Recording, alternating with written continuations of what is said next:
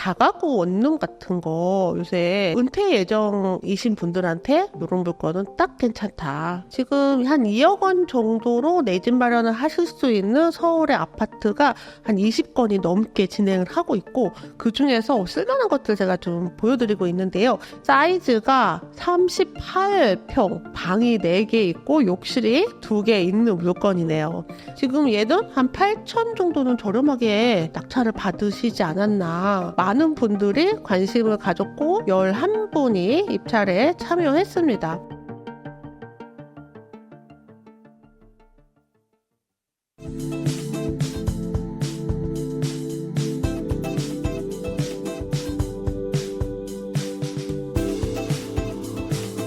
네, 안녕하세요. 나는 돈이 없어도 경매를 한다의 저자 이현정입니다. 대표님, 오늘은 어떤 이야기를 준비해 주셨나요? 제가 어제 법원을 갔다 왔거든요. 중앙법원에 다녀왔는데 사람이 너무 없는 거예요. 물건도 많지 않기는 했는데 왜 이렇게 사람이 갑자기 없을까? 조금 의아했습니다. 근데 몰리는 물건은 좀 몰리고요. 그리고 낙찰가가 그렇다고 막 많이 떨어지는 거는 또 아니었어요. 그래서 좀 유찰될 만한 물건들이 많이 있어서 그러지 않았나 싶으면서도 또 안타깝게 지금이 타이밍인데 하는 물건도 있었습니다. 또 유찰됐으니까 다음번에 넘어가겠죠. 그래서 중앙법원 왜 이렇게 사람이 없을까요? 라고 저희 멤버님한테 여쭤봤더니 그 전날 월요일 날인가요? 그때는 청주법원에 사람이 너무 많아서 3시에 끝났다고 하더라고요. 그리고 어제 또 안산법원에서는 또 낙찰가가 또 꽤 높게 낙찰이 됐고, 그래서 지금 법원마다 다 그런지 사람이 없는 건지 갑자기 그런 거니까, 그래서 중앙법원 그 날만 그런 건지 한 다음 주 중에 한 번 더 말씀드리면 될 것 같습니다. 그래서 중앙법원 물건들 한번 같이 보려고 해요. 중앙법원에서 진행했던 경매 물건은 어떤 것들이 있었나요?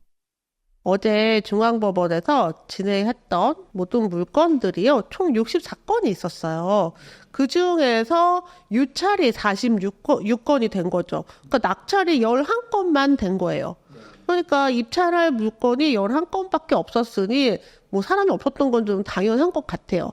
그런데 보통 이제 중앙법원 하면 교대에 있는 곳이라 공부하러 오는 사람들도 많이 오거든요. 그러니까 저도 우리 멤버님들 법원에 대해서 좀 보여드리고 이렇게 입찰하는 거 보여드리러 간 건데 그런 분들이 없어서 더 조용했던 것도 같습니다.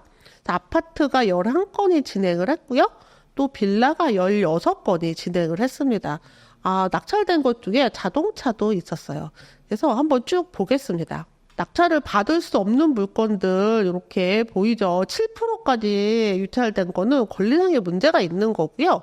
뭐 5%까지 떨어진 물건, 대항력이 있는 임차인이 있어서 낙찰 받을 수 없는 물건이었어요. 근데 그 중에 한 물건은 대항력이 있는 물건인데 대항력이 있는 물건이 유찰을 거듭해서 지금 13%까지 떨어졌는데 낙찰을 받은 물건이 있거든요. 요것도 한번 볼까요? 네, 지금 이 물건이 10차까지 유찰이 됐어요. 이렇게 많이 유찰된 물건들은 정상적인 물건이 아니거든요. 인수해야 되는 게 있다는 거죠. 인수라는 건 낙찰자가 잔금을 내고도 추가로 또 돈이 들어갈 게 있다.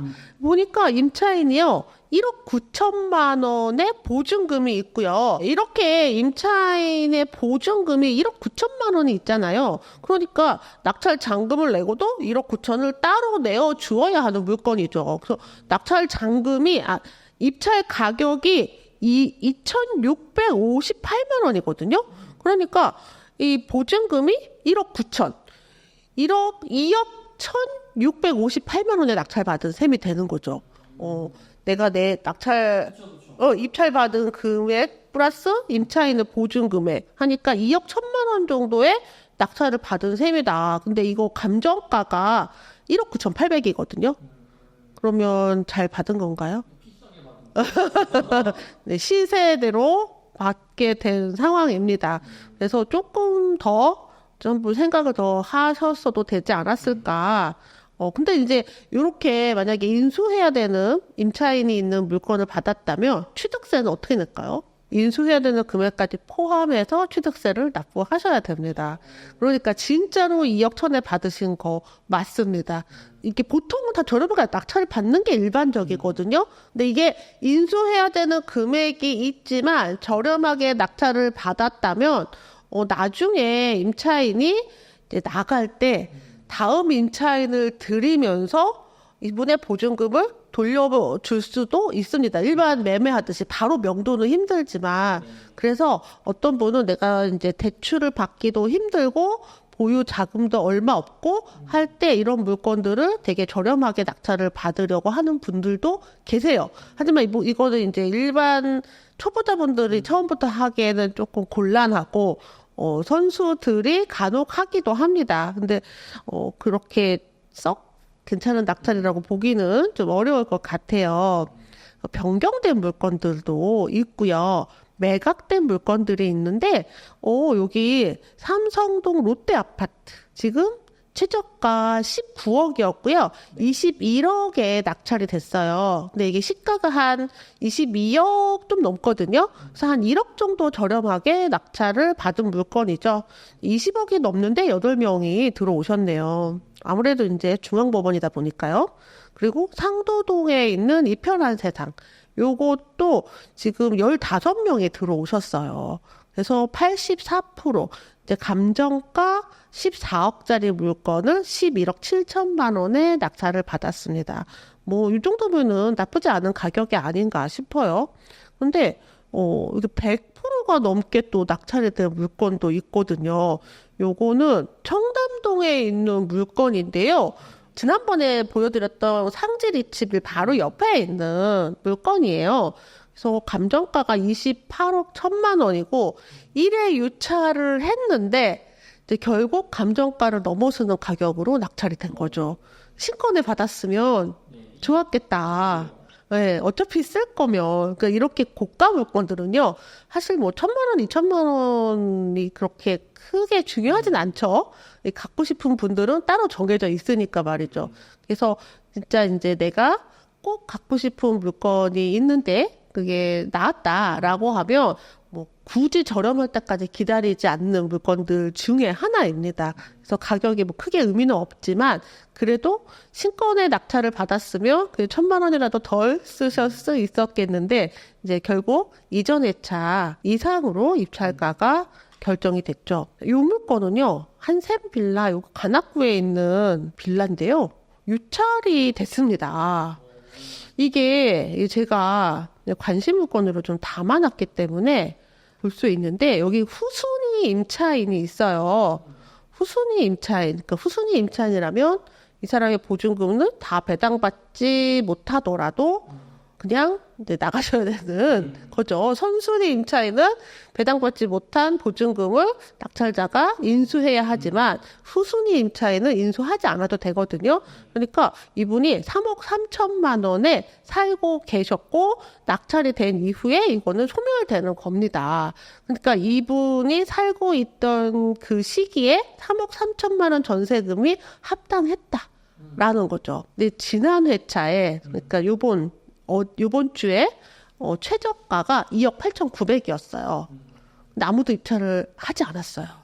그래서 유찰이 됐고요. 지금 5월 달에 다시 최저가 64%로 해서 2억 3,100만 원으로 진행을 하게 됩니다. 그래서 인근에 제가 살짝 봤더니 이 물건이 사이즈가 40제곱, 12평이 조금 넘어요.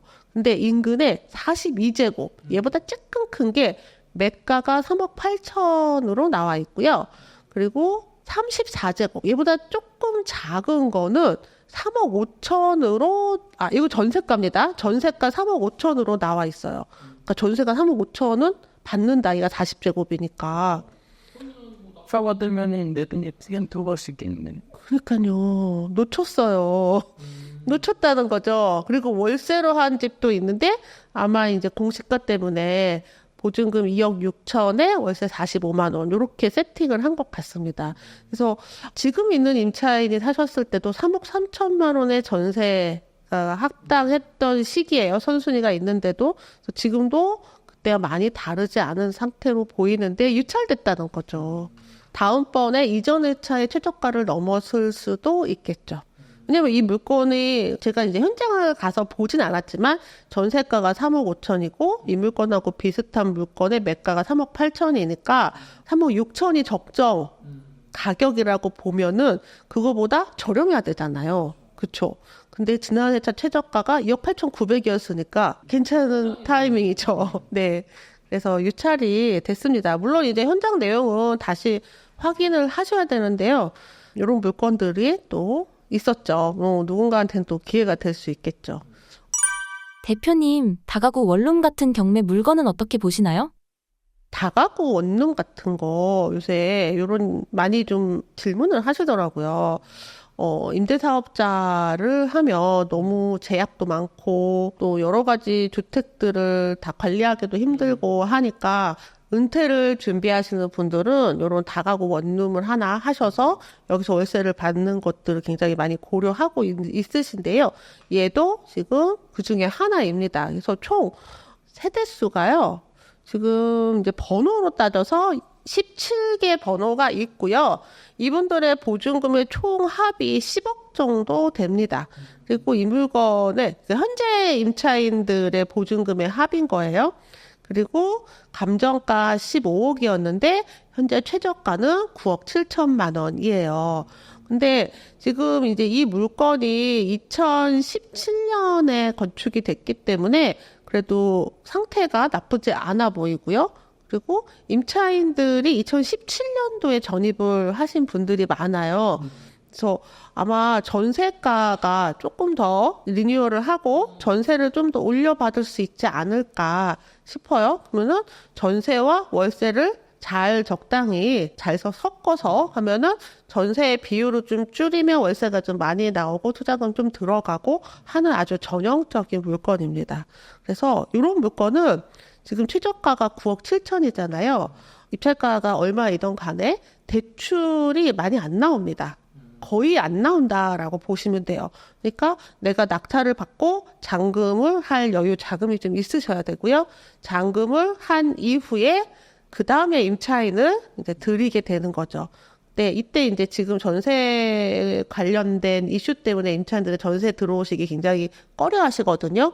그래서 현금 여력이 좀 있으신 분들이 월세 세팅을 이렇게 해놓으시면 괜찮지 않나. 근데 초반에 들어오시는 분들은 이제 대출이 없는 상태에서는 전세를 안전하잖아요. 대출이 없는 상태에서 처음에 들어오시는 분들은 처음에 몇 분들은 전세로 받고 이후에는 월세로 받고 이렇게 해서 현금 흐름을 만들기 좋은 물건입니다.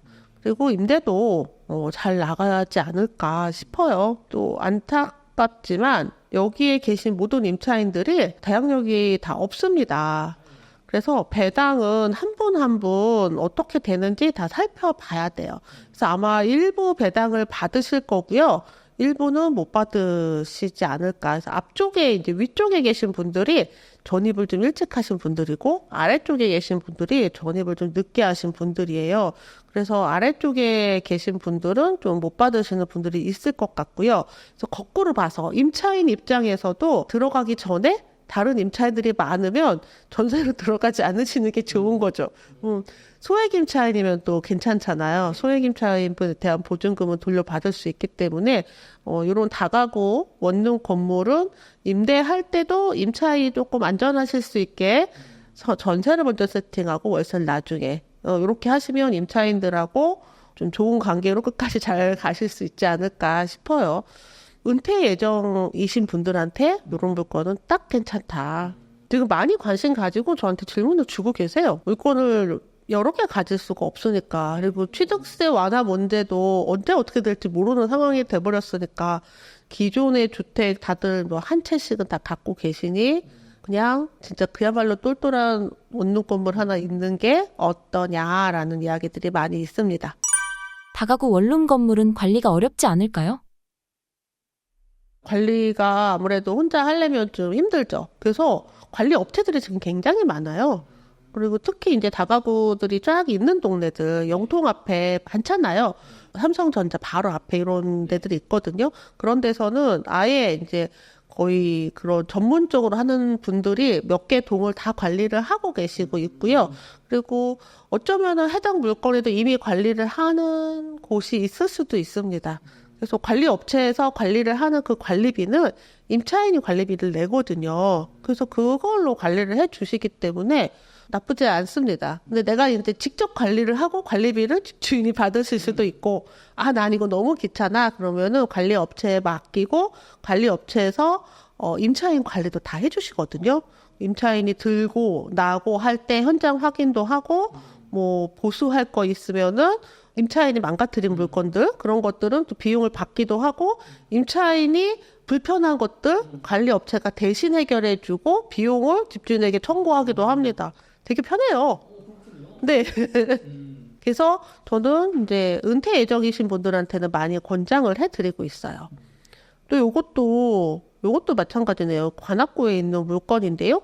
얘도 16억짜리가 낙찰이 됐는데요. 8억 4천만 원으로 낙찰이 됐습니다. 네, 지금 52%의 낙찰이 됐는데 얘도 다가구 원룸이에요. 근데 얘는 문제가 있어요. 여기에 임차인들이 있는데 대항력 있는 임차인이 있습니다. 그래서 인수를 해야 돼요. 지금 얼른 봐도 한 4억 정도의 금액을 인수해야 되는 물건이죠. 그러면 낙찰가가 아까 얼마였어요? 8억 4천이고 4억을 인수하면은 뭐 12억 4천 정도로 낙찰을 받으신 셈이죠. 또 특히 이런 건물을 보실 때 중요한 건 토지가 얼마인가가 중요해요. 건물 가격과 토지 가격이 이렇게 각각 나와 있잖아요. 감정평가 현황에. 근데 건물과 토지 가격은 14억 정도거든요. 근데 지금 이 물건 12억 정도니까 토탈 괜찮다. 네, 괜찮다. 그리고 총 이제 임차 가구가 5개, 그리고 옥탑까지 있어요. 그래서, 이게 사이즈가 85제곱의 2가구가 있는 셈이거든요. 그러니까, 뭐, 임대도 잘 나가지 않을까 싶습니다. 근데 물건의 상태가 약간 노후해 보이는데, 이럴 때 외관 리모델링 좀 살짝 해주고, 또 현관에 명패도 좀 달아주고, 때로는 주차 주차를 이제 외부인이 못하게 주차 바도 좀 설치해주고 이러면 물건의 가치가 확 오르죠.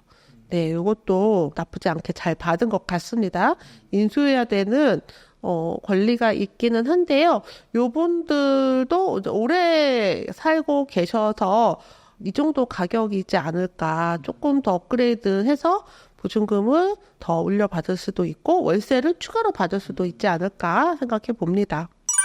문제가 있는 다가구 원룸 건물은 어떤 게 있을까요? 이번에 이제 다가구 원룸 건물이 2건이나 낙찰이 됐고요. 나머지들은 다 이제 유찰이 됐는데 문제가 있는 물건들이 있었어요. 대항력 있는 임차인도 있고 이런 거 많이 나오는데요. 테마상가 여기 보면 효성 주얼리 시티라고 있어요. 그러니까 여기는 주얼리를 하겠다라는 테마상가인 거죠. 여기는 낙찰을 받아도 집주인이 할 수 있는 게 별로 없죠. 동대문에 테마상가 엄청 많잖아요. 경매에 맨날 나옵니다. 하면 안 됩니다. 네, 안 됩니다. 싸게 받아도 연체된 관리비가 뭐 한 2,000원 있을 것이고요.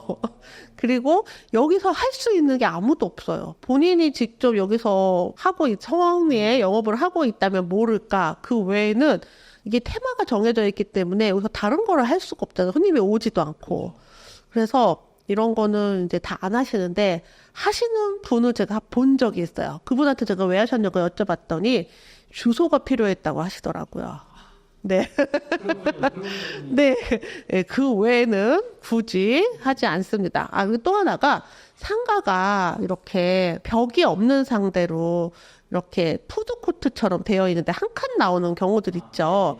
이런 거는 대출이 안 나옵니다. 그래서 상가 대출은 사방이 다 막혀 있어야 돼요. 온전히 이게 보존이 되어 있어야 되고요.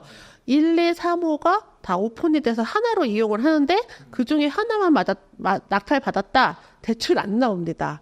받으려면 다 받으셔야 되는 거예요. 그럼 나와요. 그래서 상가는 좀 이런 거 있다는 거. 그 외에 낙찰된 경매 물건은 어떤 것들이 있었나요? 그리고 건물만 나온 여기가 꽃 도매상가 상가예요. 여기 낙찰이 됐어요. 아마 여기에서 영업을 하시는 분이 낙찰을 받지 않았을까. 이렇게 뭐 67호라는 상가 자리가 있는데도 불구하고 감정가가 2,500만 원이에요. 토지가 포함되어 있지 않아요.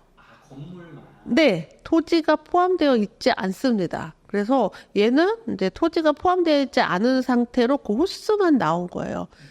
그래서 이제 감정가 자체가 2,500만 원이고 낙찰도 바로 2,600이 받으셨어요. 얘는 아마 얘만의 이 상가만의 무슨 사정이 있을 것 같아요. 제가 이 꽃 도매 상가의 상황은 정확하게 알지는 못하지만 이 상가는 아마 다 비슷한 상태로 거래가 되지 않을까 싶습니다. 그래서 그렇다고 해서 이 건물을 철거를 할 수 있냐? 곤란하지 않을까요? 그리고 또 오피스텔도 낙찰이 됐고요. 이 오피스텔은 법인이 낙찰을 받았네요. 지금 최근에 낙찰된 거 쭉 보면은 법인 낙찰은 주로 오피스텔이나 상가 이런 것만 해요. 주택은 하지 않습니다. 종부세 때문에 그래요. 업무용 오피스텔이라서 종부세는 주택에만 부과가 되고 있거든요. 그래서 법인으로 주택을 보유하면 무조건 종부세가 나가게 되어 있어요. 그래서 아직 이제 예전에 법인 투자 많이 했었잖아요.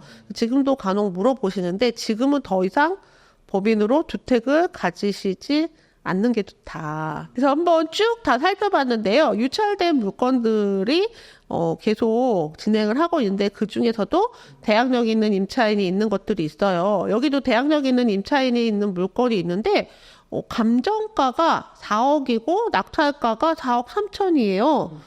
단독 낙찰이었고요. 임차인이 본인이 직접 받은 겁니다.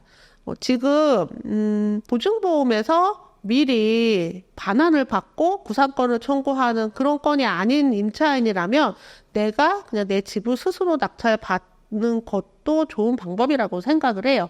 그리고 입찰가는 내 보증금의 크기만큼 쓰시면 됩니다. 그러면 아무도 낙찰을 더 이상 높여 쓸 수는 없겠죠. 지금 이제 전세 사기로 인한 특별법으로 인해서 전세 사기다라는 것으로 확인이 되면 우선 매수권도 좀 주고 있습니다. 그래서 우선 매수권이 있으신 분들은 뭐 얼마라도 낙찰이 된 금액으로 누군가 낙찰을 받았으면 그 금액으로 이제 우선해서 살 수 있는 자격이 있는 거죠. 그러면 그 낙찰 받으신 분은 그냥 집에 가시는 거죠.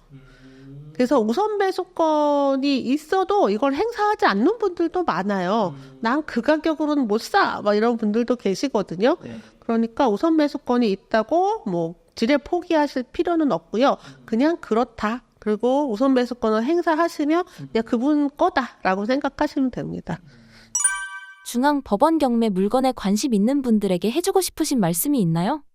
이게 제가 지금 중앙법원 물건만 쭉 살펴봤는데요. 어떠세요? 물건은 참 많은데 마땅히 이렇게 할 물건들이 많지는 않았고요. 그 중에서도 떨어뜨린 거 하나 있잖아요. 네, 그런 것도 있고 1억 저렴하게 낙찰받은 것도 있고 그래서 중앙법원이 교대에 있는데 굉장히 커요. 그래서 이게 입찰하는 날 그냥 구경 가셔도 좋습니다. 여기가 법원도 넓고 공원도 좋고 마음이 괴롭고 외로우실 때 법원으로 산책 한번 나가 보시기 권해드립니다. 서울에서 3억대로 낙찰받을 수 있는 아파트 경매 물건은 어떤 게 있나요? 제가 이제 요새 내 집 마련으로 경매 시장에 많이 들어오시더라고요. 근데 내 집 마련 들어오시는 분들이 크게 그러니까 자금을 갖고 있는 게 아니라 한 1억, 2억 정도로 내 집 마련 할 수 있을까. 그리고 외곽에서 다시 이제 조금이라도 서울 가까운 데로 갈 수 있지 않을까. 이렇게 생각하시는 분들을 좀 뵀어요. 그래서 서울에서 3억대로 낙찰받을 수 있는 아파트. 3억대 아파트. 어떤 게 있는지 한번 보겠습니다. 먼저 서울을 좀 클릭을 하고요. 아파트, 서울에 있는 3억대 아파트가 뭐가 있을까? 최대가를 3억대니까 최대 4억, 최소 3억으로 좀 설정을 해볼게요. 그래서 가격이 3억대로 낙찰 받을 수 있는 물건만 검색을 하는 겁니다. 그랬더니 26개가 나왔네요. 요 중에서 한번 몇 개 골라볼게요. 이렇게 많이 유찰된 것들은 우리가 입찰할 수 없는 물건이라고 했고요. 요거는 아파트긴 하지만 약간 빌라형 아파트고 신건이네요. 이런 것도 좀 패스해 보겠습니다. 좀 쓸만한 물건이 뭐가 있을까? 요거 한번 볼까요? 노원구 월계동에 있는 주공 아파트인데요. 3억 9,400에서 진행을 했는데 1회 유찰에서 3억 1,500 최저가입니다. 근데 대항력 있는 임차인이 있네요. 요 사항을 좀 확인을 해야 되겠죠. 자, 물건을 먼저 보면 2층이에요. 2층은 기준층보다 조금 저렴하죠. 네, 저렴해야 됩니다. 그리고 사이즈는 38제곱. 그러니까 작아요. 방이 몇 개 있죠? 방이 2개 있고 주방 겸 식당 있고 화장실 있고 발코니 있고 그러니까 조그마한 2층짜리 물건이다. 근데 여기에 이제 적합한가 이것도 판단하셔야겠죠. 내 집 마련하실 때. 이제 막 직장에 들어가신 사회초년생이나 아니면 신혼부부 정도면 어떨까라는 생각이 드네요. 이때 이제 고민을 좀 많이 하시는데 내가 2억 원 정도의 자금이 있는데 1억에서 2억 정도의 자금이 있는데 이 돈 갖고 서울에 작고 낡은 데 가야 되나요? 경기도에서 조금 좀 쾌적한 데로 가야 되나요? 이 고민을 많이 하세요. 일단 제가 방금 어떤 분한테 이런 물건이 좋다고 말씀드렸죠? 사회초년생이나 신혼부부면 괜찮지 않겠냐라고 말씀드렸어요. 근데 그 정도면 이렇게 작고 낡더라도 충분히 잘 보수하셔서 일상생활 하는데 아무 문제가 없으실 거거든요.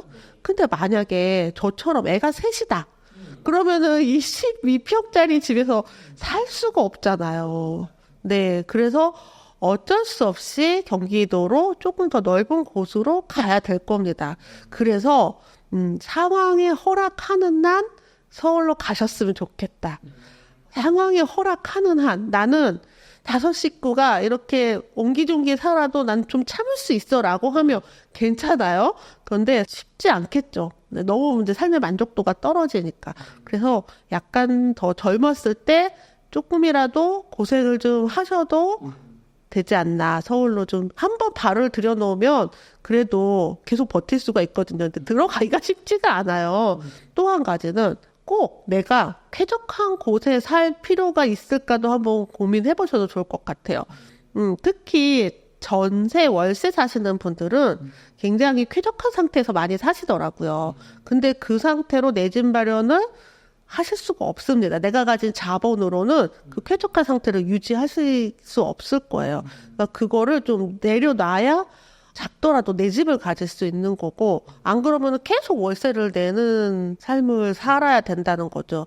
그래서 요새는 진짜 뭐 예쁜 인테리어도 많고, 정말 아름다운 집들을 막 자랑하는 유튜버도 많고 하지만 꼭 굳이 그래야 되나? 라는 생각을 하는 거죠. 자, 이 물건 한번 볼게요. 얘는 어쨌든 사이즈가 작고요. 93년식이니까 오래되고 낡고, 하지만 미래 가치를 봤을 때 나쁘지 않은, 그리고 한동안 노도강이 많이 올랐는데 지금 많이 그래도 가격이 현실화된 곳이고요. 여기에 임차인이 있다고는 하는데, 채무자금 소유자의 어머니다. 라고 나와 있기 때문에 이분은 가족입니다. 그래서 적절한 입찰가에 입찰을 하셔도 괜찮은 물건이고요. 내 집 마련 하시기에 가격도 그렇고 저는 아주 적합하지 않나 라고 생각이 드네요. 또 요거는 번동에 있는 거예요. 사이즈가 큽니다. 아까 이제 12평밖에 안 돼갖고 여기서 내가 어떻게 사나 이렇게 생각을 하셨다면 조금 더 입지는 조금 떨어지지만 사이즈가 38평, 그러니까 126제곱이에요. 꽤 크죠. 강북구 번동에 있는 물건이고요. 나홀로 아파트고 입지가 아까 이제 월계동 물건보다 좀 많이 떨어집니다. 근데 아이들도 널찍하게 부모님도 모시고 살 수 있을 정도로 방이 4개 있고 욕실이 2개 있는 물건이네요. 얘도 역시 2억이고요. 근데 얘가 2번 유찰을 했어요. 감정가가 5억 5천이었는데 지난 회차에 4억 4천 유찰되었다가 지금 한 번 더 유찰이 돼서 3억 5천이게 된 거죠. 그래서 실제 최저가보다는 낙찰가가 다소 좀 올라갈 것 같습니다. 어쩌면 지난 회차 가격도 나쁘지 않았지 않나 라는 생각도 드는데요. 여기가 거래가 없어요. 이게 한 개 동짜리이기 때문에 74세대밖에 안 되고요. 그러면 거의 빌라랑 똑같아요. 거래가 없는 거죠. 팔고 사고 이게 있어야 이 물건의 가치를 판단하는데 가치 판단하기가 참 모호하다. 그래서 이 물건 하나만 보면 안 되고 옆에 인근에 다른 물건들 하고 보셔야 되고요. 이 사이즈가 좀 크기 때문에 이제 매매를 할 때도 수요자가 아마 좀 한정이 돼 있을 수도 있어요. 근데 마지막 거래가 21년도 3월이었고요. 이때 마지막 거래가 5억 4천이었거든요. 그리고 전월세를 보니까 마지막 전월세가 21년도였고요. 이때 2억 7천에 전세가 나갔습니다. 요거는 근데 너무 기간이 오래 지났기 때문에 물건 가치 판단에 좀 어려움이 있어요. 그래서 내가 이 물건을 이제 내 집 마련으로 보신다면 인근의 다른 물건들하고 이 물건을 선택하지 않고 선택할 만한 다른 물건들의 가격은 지금 어떠한가. 그래서 입찰가를 잘 고민해 보셔야 되는 물건이에요. 근데 지금 최저가 너무 매력적이죠. 서울에 방 4개짜리인데 최저가가 너무 환상적이죠. 본동에 있는 아울러 아파트였습니다. 지금 뭐 도봉구, 강북구, 강서구 뭐 이런 곳에 이런 물건들이 지금 있는데요. 신림동 물건 한번 볼게요. 내가 가진 돈이 없어서 내 집 마련 못 하신다고 하시는데요. 지금 한 2억 원 정도로 내 집 마련을 하실 수 있는 서울의 아파트가 한 20건이 넘게 진행을 하고 있고 그중에서 쓸만한 것들 제가 좀 보여드리고 있는데요. 이번에는 신림동이에요. 신림동에 있는 아파트고요. 얘는 딱 국민 사이즈 59제곱입니다. 감정가가 4억 8,200이었는데 1회 유찰에서 최저가가 3억 8,500이에요. 그리고 얘는 기준층 10층입니다. 여러 가지로 다 괜찮죠? 신림동이 약간 이제 빌라들도 많고 아파트들이 이렇게 뚝뚝뚝 떨어져 있고 때로는 언덕 있는 데도 있어요. 얘도 아마 언덕 쪽에 있는 것으로 보입니다. 그리고 권리상으로 아무 문제가 없어요. 자, 이 물건이 세대수가 630세대예요. 네, 앞서서 봤던 한개동짜리도 아니고 처음에 봤던 12평짜리도 아니고 630세대 8개 동짜리고 92년식입니다. 그래서 지금 최근에 거래가가 마지막 거래가 꽤 높게 거래가 됐어요. 5억 7천에 거래가 됐고요. 이제 올해 3월 달에 그리고 2월 달에는 1층이 4억 6천에 거래가 됐어요. 근데 이 집이 낡고 오래된 집이다 보니까 인테리어에 따라서 아마 거래 가격이 크게 차이가 있는 것으로 보입니다. 거의 한 1억 정도 차이가 나거든요. 전월세를 보니까 마지막 전세가 4월달, 요번 달에 있었네요. 전세가 2억 8천 정도 합니다. 딱 2억 8천 정도 전세가가 적당해 보이고요. 지금 최저가도 꽤 괜찮은 상태가 아닌가라는 생각이 드네요. 근데 이제 이 물건이 아까 보니까 4억대도 거래가 됐었고 5억대도 거래가 됐었고 했기 때문에 이 물건의 가치는 현장에서 다시 한번 확인을 하시면 좋겠고요. 근데 이 집의 마지막에 소유권이 2000년도에 바뀌었어요. 4년 전에 집주인이 바뀌었다는 건 어느 정도 기본 인테리어를 아마 다 4년 전 수준으로 하지 않았을까. 그러면 너무 좋죠? 네. 하지 않았을까. 그래서 내 집 마련 하시는 분들한테 이 정도면 정말 매력적이다 라는 이야기를 해드리고 싶습니다. 다만 너무 말끔해요. 너무 깨끗하고 너무 말끔하고 문제가 하나도 없기 때문에 경쟁이 좀 있을 것으로 예상이 되고요. 경쟁이 붙으면 입찰가도 올라갈 수도 있습니다. 그래서 저렴하게 낙찰을 받고 싶으시다면은 아까처럼 조금 하자가 있는 못생긴 아이들이 더 적은 가격으로 낙찰이 가능하고 이렇게 깨끗하고 너무 멀쩡한 아이들은 그리 낮지 않은 가격으로 낙찰이 되곤 한다는 것을 기억하시면 될 것 같습니다. 디딤돌, 보금자리론, 신생아 특례 대출 같은 정부가 지원하는 대출도 경매 물건에 받을 수 있나요? 경매라고 해서 안 나온다는 이야기는 없어요. 나오는 거는 이론상으로 맞습니다. 그런데 이 디딤돌 대출이나 정부 지원 대출을 하는 은행에서 경락자금 대출을 하는 것을 잘 모르는 분들이 굉장히 많다는 거. 그래서 실제로 이제 디딤돌 대출을 할 자격이 되시는 분들은 굉장히 은행을 정말 많이 알아보셔야 되는 상황이 벌어지고 있습니다. 근데 신생아 대출은 또 달라요.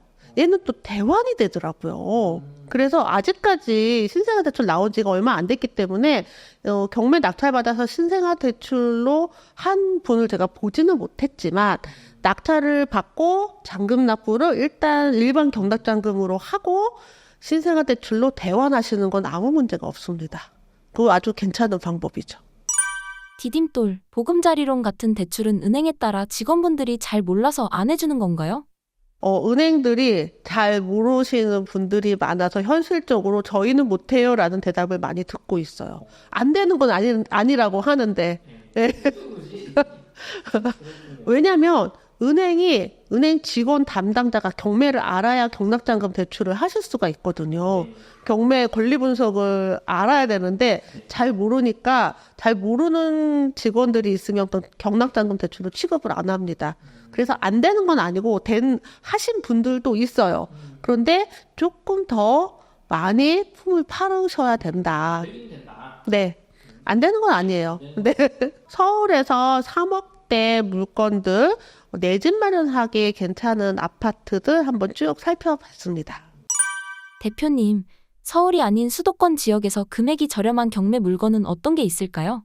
아무래도 서울에는 이제 이렇게 3억대 아파트가 26건밖에 없었다면 경기도는 훨씬 더 선택의 폭이 넓습니다. 그래서 경기도에서 같은 조건을 놓고 3억에서 4억의 가격대를 가진 경기도 아파트를 한번 검색을 해보겠습니다. 총 109건의 물건이 검색이 됐어요. 현재 상태로 지금 3억대 아파트가 경기도에 위치한 3억대 아파트가 100개 이상 물건들이 진행을 하고 있다는 거죠. 이 중에서 내가 마음에 드는 물건들을 좀 찾아보시면 됩니다. 근데 이제 아무래도 내 집 마련을 하려면은 나의 생활 환경을 벗어나는 건 쉽지가 않아요. 그래서 이제 북쪽에 사시는 일산 쪽에 계신 분들은 일산 물건을 찾고 시흥 쪽에 사시는 분들은 시흥 물건을 찾고, 그러니까 해당 지역의 물건을 찾으시려면 여기 소재지를 한 번 더 클릭을 하셔서 선택을 하시면 되는데요. 저는 이제 다 같이 한번 봐드릴게요. 먼저 고양시에 있는 일산 두산 위브더 제니스. 유명한 아파트 유명하죠. 끝물이다. 네, 끝물 거의 끝물인데 낙찰이 됐네요. 제가 지금 오늘 17일에 촬영을 하고 있는데 방금 낙찰이 됐습니다. 근데 낙찰가가 제가 3억대 아파트로 검색을 했거든요. 최저가가 3억 8,500이었는데 낙찰가는 11명이나 들어오고요. 낙찰가는 5억 2천으로 낙찰이 됐습니다. 네, 5억 2천이 어느 정도 94제곱짜리거든요. 94제곱짜리가 5억 2천으로 낙찰이 된 게 적합한지 한번 확인을 해볼게요. 이 리치고에서 그냥 간단하게 확인을 할 수 있습니다. 지금 리치고로 넘어왔는데요. 리치고에서도 지금 입찰할 적정 타이밍이었다라고 얘기를 하고 있네요. 그래서 최근에 실거래가가 3월달 기준으로 6억 5천이었네요. 꽤 높았어요. 그런데 매물은 가장 저렴한 매물은 5억 9천이었거든요. 근데 여기가 워낙에 층도 다양하고 입주가 가능하냐 아니냐에 따라서 또 매물 가격이 달라졌기 때문에 어쨌든 6억 이상은 되지 않을까, 실제 가격은. 그러면 낙찰가가 너무 괜찮은데요? 잘 받으셨네요. 그래서 우리가 이제 최저가를 보면 이게 딱 4억 정도면 될까? 막 이렇게 생각을 하시는데 실제 실거래가와 또 매물가를 같이 보시고 둘 중에서 만약에 지금 실제 실거래가가 조금 낮고 매물가가 조금 더 높다. 그러면은 지금 가격이 좀 오름세일 수도 있는 거고요. 이런 거를 감안해서 입찰가를 선정을 하는데 지금 얘는 한 8천 정도는 저렴하게 낙찰을 받으시지 않았나. 근데 생각보다 많은 분들이 관심을 가졌고 11분이 입찰에 참여했습니다. 그래서 지금 제가 최저가 기준으로 검색을 해서 얘가 좀 걸린 건데요. 요거보다 더 저렴한 물건들도 많이 있죠. 한번 더 찾아볼게요. 지금 이제 100개의 물건들이 있기 때문에 앞부분에 나온 물건들을 좀 보는데요. 자, 요거 동수원 자이 2차 아파트. 요거 한번 확인해 보겠습니다. 얘도 사실 낙찰가는 4억 원을 넘지 않을까라는 생각이 드네요. 워낙에 이제 영통은 좀 원래 경쟁이 좀 치열한 지역입니다. 그리고 지금 이 물건이 감정가가 5억 5,900이고 1회 유찰에서 3억 9,100만 원으로 진행을 하고 있고요. 전용이 115제곱 방 4개짜리 사이즈가 좀 있는 물건입니다. 그래서 워낙에 깨끗해요. 권리상으로 깨끗하고 더할 나위 없습니다. 얘도 아까 약간 두산처럼 입찰 가격이 거의 육박하지 않을까라는 생각이 드네요. 조금 더 저렴한 거를 한번 찾아볼게요. 자, 요거 의정부 물건 한번 볼게요. 의정부는 아무래도 가격이 훨씬 더 저렴한 지역이고요. 지금 이 물건은 신건으로 3억 4,400만 원 감정가가 나왔습니다. 근데 지금 타이밍은 너무 일러요. 한 번 더 유찰이 돼야 적정 가격이 될 것 같거든요. 그리고 얘가 18층이고요. 59제곱입니다. 그래서 의정부 지역에 계신 분들이라면 얘가 유찰된 이후에 입찰에 참여를 하시되 지금부터 좀 보셔야 돼요. 그리고 권리상으로 물건이 좀 깨끗한 상태고요. 최근에 실거래가를 보니까 딱 지금 가격이에요. 3월 달에 거래가 몇 건이 있었죠? 3건이 있었는데요. 3억 3,200, 3억 1,000, 3억 1,500이네요. 지금 감정가가 딱 그 가격이거든요. 3억 3천이거든요. 그러니까 한번 유찰이 돼서 10%에서 15% 정도 저렴하게 낙찰을 받으면 딱 3억 초반으로 낙찰을 받을 수 있을 것 같아요. 그리고 전세가를 보니까 전세가 한 2억 원 정도 하고요. 반전세도 지금 많이 나갔네요. 반전세로 하면 1억 3천에 30, 이렇게도 나가고 있는 물건입니다. 거래가 되게 활발해요. 그래서 내 집 마련을 하시는 분들이 3억대 경기도 물건을 찾으신다면 이 물건은 3억쯤, 2억, 3억 전후로 해서 낙찰을 받으실 수 있는 물건으로 보입니다. 이번에는 고양시 덕양구에 있는 물건 한번 볼까요? 얘는 지금 공유물 분할 경매라고 되어 있고요. 지난주에 했던 거 아닌가요? 맞아요. 이제 공유물 분할 경매 우리 구독자님도 다 아실 것 같아요. 그래서 감정가 4억 7,300에 1회 유찰에서 3억 3천만 원으로 진행을 하고 있습니다. 얘도 이제 공유물 분할이다 보니까 공유자들이 있는 거고요. 빚이 없어요. 빚이 없는 상태에서 아마 여긴 또 빚이 근저당도 하나도 없네요. 근저당도 하나도 없고 상속받은 물건들이 그냥 진행이 됐을 것으로 보여요. 근데 21년도 상속 증여가 됐거든요. 근데 지금 경매에 나왔잖아요. 그러면 이 집에는 과연 누가 사시는지 좀 궁금하다는 생각이 듭니다. 어쩌면은 계속 비어져 있을 수도 있어요. 그래서 요거는 현장에서 좀 확인을 해보셔야 됩니다. 집이 비어져 있으면 좋을까요? 안 좋을까요? 근데 명도는 해야 돼요. 문을 맘대로 딸 수는 없거든요. 그래서 가장 좋은 건 대화할 수 있는 사람이 현장에 있는 물건이 명도가 제일 쉬워요. 근데 대화할 수 있는 사람이 없다. 근데 정말 이제 이 집이 짐이 아무것도 없고 짐 다 치워갖고 낙찰 받아서 거기 아무도 없어요. 그냥 상관없어요. 이렇게 말하면 아무 상관이 없는데 이게 집이 빈집인지 아닌지 우리가 문을 딸 수가 없거든요. 빈집인지 아닌지 사람이 왔다 갔다 하는지 연락이 안 되고 이게 되게 어려운 명도 중에 하나입니다. 여기서는 이제 상속받으신 분들이 계시기 때문에 그분들한테 명도를 하면 될 것 같아요. 그래서 여긴 이 물건 자체는 그렇게 어려운 물건은 아닌데 어쨌든 이 집에 아무도 안 살고 계시지 않을까? 근데 관리비 미납은 또 하나도 없어요. 그러니까 좀 깔끔한 분들이 지금 관리를 하고 계시나? 그래서 이제 공유물을 분할하려고 하시나? 이런 생각도 좀 해봅니다. 어쨌든 이 집엔 대출이 없기 때문에 명도에 문제가 있거나 이러지는 않을 것 같고요. 감정가에서 유찰이 돼서 3억 3,100만 원으로 진행을 하고 있는데 적정한 입찰가만 정해서 입찰에 참여하시면 될 것 같습니다. 게다가 얘는 18층이에요. 59제곱이고요. 그래서 깔끔해 보입니다. 현장 가면 이건 다 아실 수 있어요. 거기가 뭐 이렇다 저렇다 관리사무소에서 한번 질문해 보시면 좋을 것 같아요. 네, 내 집 마련하기에 괜찮은 물건이 아닌가 싶어요. 또 한 개만 더 볼까요? 다음 장으로 좀 넘어가서요. 물건이 정말 많죠. 또 재진행하는 물건도 있고요. 다시 경매가 잠시 멈췄다가 다시 진행을 하게 되면 재진행 이렇게 써져 있습니다. 또 부천 물건 5억 6천이었는데 1회 유찰에서 3억 9천으로 진행을 하고 있고요. 제가 조금 저렴한 물건들을 한번 찾아보고 있습니다. 요거 의왕시에 있는 삼동 우성 5차 아파트 요 물건이 지금 4억 9,400에서 1회 유찰에서 3억 1,600으로 진행을 하고 있는데요. 이렇게 빨간 글씨가 막 보입니다. 이 아파트가 이게 일반 아파트처럼 보이지 않고 개발을 해야 되겠다라고 생각이 들 정도로 보이는데 역시 여기가 어디냐면 의왕 부곡 다구역 재건축 사업이 진행 중인 곳이고요.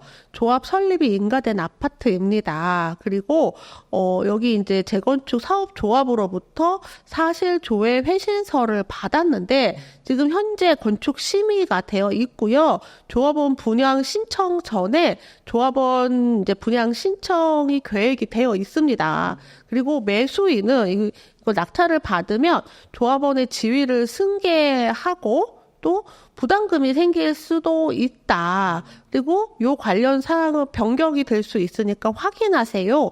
라는 내용들이 되어 있네요. 그리고 이 물건이 매각돼서 등기부 등본상에 소유권이 변동이 되면 변동된 이후에 매수인이 조합에 이제 서면으로 신고를 해서 매수인 승계를 받으셔라. 이런 내용들이 여기 쭉 되어 있어요. 그리고 여기가 이제 522호 5층 물건인데요. 이게 아파트지만 저층 아파트이기 때문에 5층을 별로 선호하지 않지만 이게 이제 거의 재건축이 되면은 저층이나 지하나 다 똑같거든요. 그래서 그건 크게 문제가 되지 않을 것 같습니다. 그래서 이런 류의 물건들은 어떻게 확인을 하면 좋을까요? 일단 나와 있는 내용들을 다 꼼꼼히 확인을 해 보시고 지금 이제 사업조합에서 내용을 이렇게 이야기해 줬는데 이 사실이 맞는지 사무실에 가서 현장에서 다시 한번 질문을 해 주시면 됩니다. 사무실에서 다 알고 있어요. 이 물건에 대해서. 또 주소 말씀을 해 주시면 현재 상황에 대해서 알려주실 겁니다. 그리고 지금 굉장히 꼼꼼하게 이야기가 되어 있는데 약간 이해가 안 되게끔 이제 정보가 미비한 경우들도 많거든요. 그럴 때는 조합 사무실에서도 확인을 해 보시고 또 이 사업 자체가 어떻게 될지가 알 수가 없잖아요. 조합 사무실의 사업에 대해서 물어보면 다 조합에서는 당연히 좋다고 하죠. 하지 마세요라고 하는 조합 사무실은 아마 없을 겁니다. 그래서 이 사업 자체의 진행 현황을 좀 확인을 하셔야 되는데 동네에 있는 공인중개사들은 다 조합에 소속이 되어 있습니다. 그러니까 조금 떨어져서 한 블럭 떨어져서 조합원이 아닌 지역에 있는 중개사님한테 다시 이야기를 듣는 게 조금 더 확실할 것 같아요. 두 가지를 확인하셔야 되는 거죠. 하나는 이 사업 자체가 잘 진행이 되고 있는가, 이 사업에 투자할 만한가. 또 나머지 하나는 해당 물건이 제대로 나한테 승계되는데 문제가 없는가. 네, 두 가지를 각각. 네, 하나는 사무실에서 하나는 중개사무소에서 조사를 하셔야 되는 물건입니다. 그래야 입찰가를 선정하실 수가 있고요. 입찰을 어느 정도 해야 수익이 나는지도 계산이 좀 되실 수 있을 것 같아요. 좀 난이도가 있는 물건이긴 하지만 많은 분들이 아마 관심을 가지고 있지 않을까라는 생각이 드네요. 신사임당 구독자분들께 해주고 싶으신 말씀이 있나요? 지금 경매를 하시려는 분들 중에서 많은 분이 내 집 마련들을 목적으로 하시고 계시거든요. 내 집 마련을 시세보다 10% 정도 저렴하게 하시려면 경매를 한번 도전해 보시기를 권해드립니다.